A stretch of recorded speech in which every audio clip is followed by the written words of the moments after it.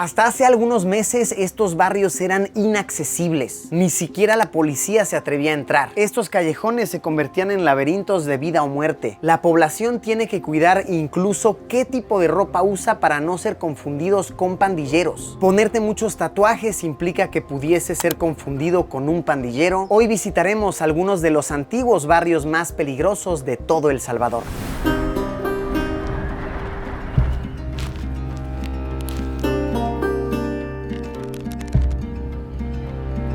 Nos encontramos en San Salvador y en este video vamos a visitar algunos barrios que solían ser extremadamente peligrosos, prácticamente inaccesibles para foráneos y que hoy en día han pasado por un extenso proceso de limpieza de pandillas. Verán, durante muchos años El Salvador fue posiblemente el país más peligroso de Centroamérica y, sin exagerar, probablemente de todo el continente americano. Y ahora el territorio presume de tener una reputación completamente distinta. Muchos de los criminales que fungían como cabecillas de las pandillas más peligrosas, siendo las más conocidas la 18 y Mara Salvatrucha, hoy por hoy se alega están encarcelados. De hecho, en el video pasado visitamos una de las grandes cárceles antiterrorismo, donde pudimos ver cara a cara, a los ojos, a algunos de estos delincuentes. En este reportaje planeo que caminemos por las calles, platiquemos con los locales para tener un panorama un poquito más amplio. Pues venga, los barrios de San Salvador nos esperan. Vamos a darle. Comenzamos en el barrio de Mexicanos con J, que es de hecho uno de los más grandes en todo San Salvador, con una población de más de 140,000 personas. Justo en esta calle donde estoy parado sucedió la muy escuchada masacre del microbús de Mexicanos, en la cual fallecieron 17 personas carbonizadas adentro de un microbús. Este es considerado uno de los sucesos más sangrientos hacia civiles en todo el territorio y se cuenta que fue por un conflicto entre ambas pandillas, aunque otros afirman que también fue para meter terror a la población y dar un mensaje a las autoridades, en el cual estaba circulando un microbús justo aquí con pasajeros civiles todos, y el vehículo se prendió en fuego, se bloquearon las salidas y se narra que aquellos que lograban salir por alguna ventana escapando por sus vidas sufrían de un disparo ya ahí afuera. No había manera de salvarse. Nos encontramos aquí a Gloria. ¿Cómo estás, Gloria? Hey, buenísimo, aquí bien, gracias a Dios, pues ahí echándole ganas. Como debe ser, como debe ser. ¿Tú llevas ya tiempo viviendo aquí en Mexicanos? Sí, llevo aproximadamente 26 años viviendo acá en la zona de Mexicanos. Fíjate que acá es uno de los municipios era uno de los municipios más peligrosos que existía en El Salvador. Tú decías que ibas para Mexicanos y era como wow, o sea, nadie podía venir. De que te asaltaban o que de repente te sacaban, o sea, era una cosa muy peligrosa. Y justo ahí donde pasó lo del microbús, pues a media cuadra, me tocó bajarme del autobús cuando de pronto pues escuchamos gritos de que todo el mundo tenía que tirarse al suelo, pues, y nos tocó, con mi hermana andaba yo ese día, justo nos tocó tirarnos al suelo porque era una cosa que si pues sí veías te mataban, ¿verdad? Entonces eso fue bien duro, la verdad fue un suceso bien impactante en mi vida, fue algo bien trágico, un olor indescriptible, o sea, no te puedo describir ni siquiera el olor que se sentía ese día y pues la cantidad de humo que se percibía en el lugar. No, hoy día puedo decirte que mis amigos, mi familia, pues transitamos de una manera mucho más tranquila por ese lado. De hecho, pues se logra ver, vea, con cuántas ventas hay alrededor, ya pueden venirte a visitar sin ningún problema. Ha tenido un cambio radical súper chido.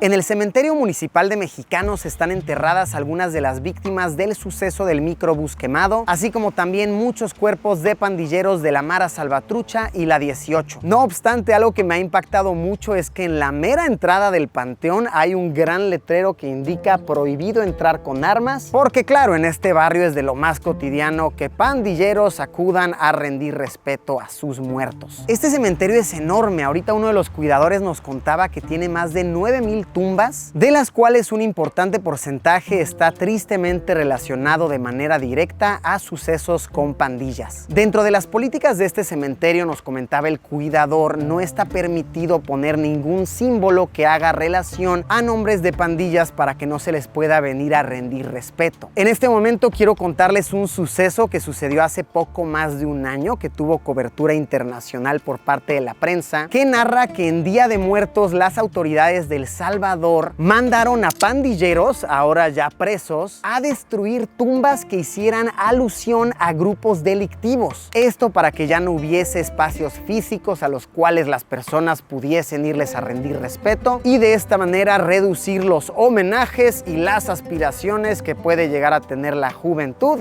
para unirse a grupos terroristas. Otra de las comunidades que solía ser extremadamente caliente es el barrio de Vista al Lago, colonia que recibe este nombre por la impactante vista al lago Ilopango que se tiene. Hoy en día es de lo más cotidiano ver por las calles circulando a grupos armados de las autoridades, algunos pertenecientes a la Policía Nacional, la Fuerza Aérea, el Ejército, entre otros. Cotidianamente se detienen a vehículos, se cuestionan qué se está haciendo aquí, por dónde se está circulando, porque sí, hasta hace cuestión de años, tal vez pocos meses, el que alguien de afuera entrase era prácticamente inaccesible y se me cuenta que para quitarle el control de las pandillas a estas calles se tuvieron que organizar masivas cercas militares hasta lograr la derrota, al menos hasta la fecha en que documento esto. A mis espaldas está la casa comunal donde sucedió un caso de lo más sangriento y mediático en el cual perdieron la vida 4 militares. Se cuenta que estos militares iban de regreso a sus hogares después de prestar sus horas de servicio. Por equivocación tomaron un transporte público que no debían y que los trajo hasta esta colonia. Alguien ha de haber dado un aviso de aquí vienen unos militares. El autobús fue interceptado por un grupo de pandilleros, quienes los tomaron y los trajeron justo aquí, a estas paredes blancas que podemos observar. Los tuvieron secuestrados aquí durante varias horas y eventualmente se dio la orden de mátenlos, acaben con sus vidas. De hecho, el día que fuimos a documentar a la cárcel, al Secot,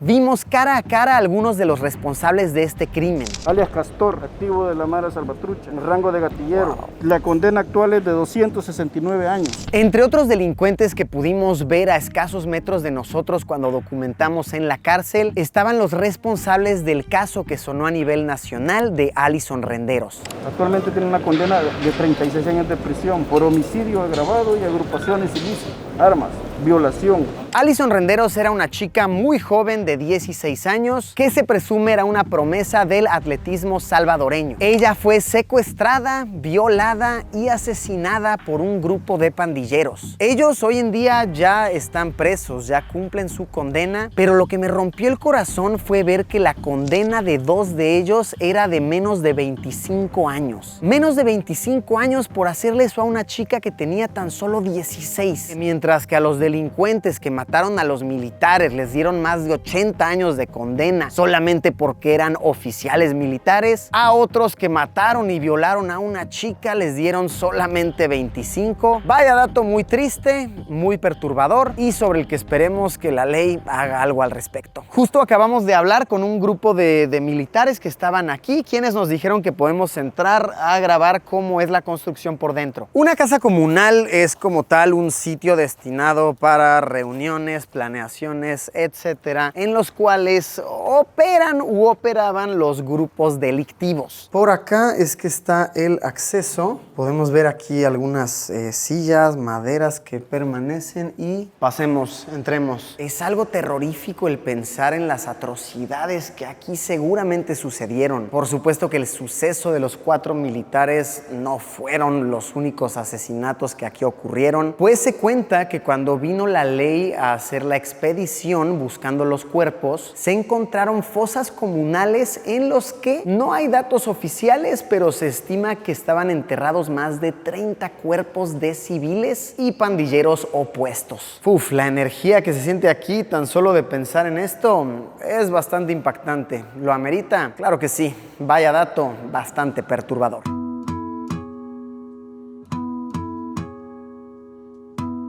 Un gran resentimiento que ha dejado en la sociedad la persecución de pandilleros es relacionado a la vestimenta y los tatuajes. Se escucha muy cotidianamente que civiles son detenidos por policías, por militares, por el simple hecho de estar tatuados. Esto porque constantemente están buscando trabajos en cuerpos relacionados a la pertenencia a pandillas, pues se ha decretado, según las leyes de El Salvador, que el simple hecho de pertenecer a una pandilla hoy por hoy te convierte convierte en un terrorista? Pues las pandillas han sido catalogadas como grupos terroristas. Justo conocí a una pareja de artistas tatuadores que nos pueden contar un poco de sus experiencias. Sí, nos han detenido y nos han preguntado, incluso nos han tenido hasta 3 horas, solo para revisar un documento y investigar ellos. No sé, yo en lo personal, si 10 veces me detienen, 10 veces me voy tranquilo para mi casa. Pero como te lo repito, a veces es algo incómodo, pero no lo dejo de aplaudir. Prefiero 1000 veces que me detenga un soldado en la calle, que sé de que es una rutina y es un trabajo de él, a que me vaya a detener un pandillero en la calle que hasta ahí mi vida llegó, fuera a desaparecer. A mí una señora soldada me metieron a un lugar a desnudarme, a revisarme los tatuajes y todo. Son más que bien amable la señora. Le dice al señor que estaba trabajando, y aquí no hay cámaras, le dice, no, le dice, y ella me empezó a revisar el cabello y todo, pero gracias a Dios que es ahora sí, porque más antes tenemos una hija de 14 años, con ella no salíamos ni al mercado porque nos daba miedo que los pandilleros lo quitaran a la niña. Pero gracias a Dios somos libres. Jimmy, veo que tú tienes algunos tatuajes. ¿Te ha parado alguna vez la policía, el ejército por esto? O sea, voy caminando, si la autoridad se encuentra en una esquina o va patrullando la colonia, solo lo llaman a uno, un chequeo rutinario, que es para revisarlo, si no anda nada ilícito, chequear los tatuajes, nada más. ¿Y tú qué opinas de esto? ¿Cómo te sientes al respecto? No, la verdad está bien, pues porque andan poniendo la autoridad, el respeto, a salvo guardan las personas y andan verificando si todavía no andan pandilleros, maleantes en la calle o alguien alusivo a pandilla con sus tatuajes, vestimenta, corte de cabello, cosas así. También otra cosa extrañísima que se aconseja en la sociedad es no usar ciertos modelos de zapatos, porque estas vestimentas han sido relacionadas directamente a pandilleros. Entonces, ¿qué tal? Resulta muy loco pensar que en pleno 2024 uno puede sufrir de muchos prejuicios, discriminación por el simple hecho de